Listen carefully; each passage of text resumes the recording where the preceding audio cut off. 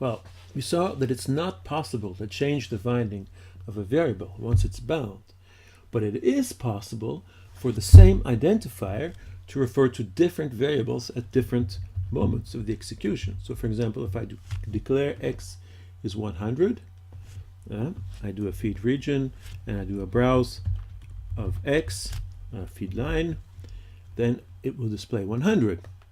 If I do another declare x equal 99, and then I do browse x, so this one will create another variable in memory, and x will refer to that one, and then I browse and I get 99. So x in the first browse refers to a variable bound to 100, and in the second browse it refers to a variable bound to 99.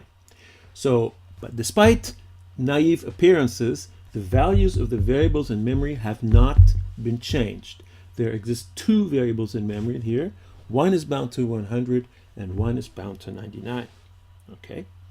So it's very important in the declarative functional programming paradigm to understand which variable that an identifier refers to. You can see that because that can change a lot what's going to happen. So the declare instruction here, it creates a correspondence that lasts from the point of the declare until the end of the session, unless there is another declare instruction with the same identifier which masks the first one, which makes the first one not visible anymore.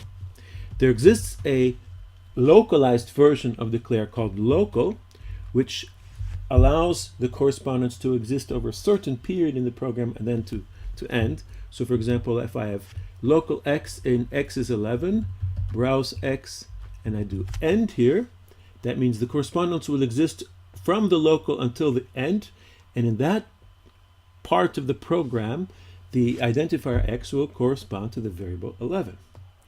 Okay, so I run that and I get 11. Whereas if now I do a browse afterwards, what do I get? What do you think? Well, if you thought 99, you thought right. So because the correspondence which existed before will exist again. And in fact, local instructions can be nested.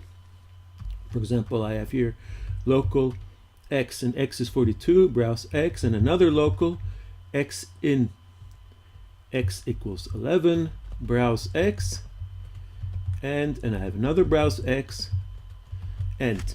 So in this case, now I have three browse instructions. I will create a variable referred to by x, bind it to 42, display it.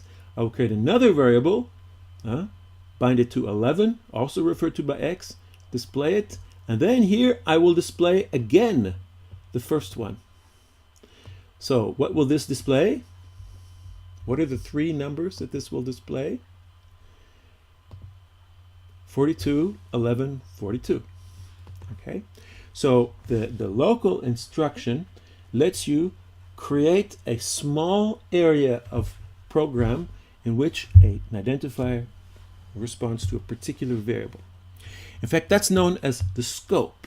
The area of the program in which a particular identifier corresponds to a particular variable is called the scope of that identifier. So for example, this x here in the inner local, its scope is this yellow part here.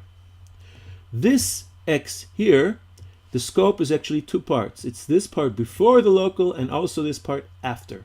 So the scope of an identifier does not have to be a connected piece of program. It can be different pieces of the program with gaps in between. So for example, the scope of this x declared here goes from this declare up into the local here, like that. It also then there's a gap and it goes to the second part here, and then there's a third part which continues beyond after this second end until the end of the session, or until it's masked again.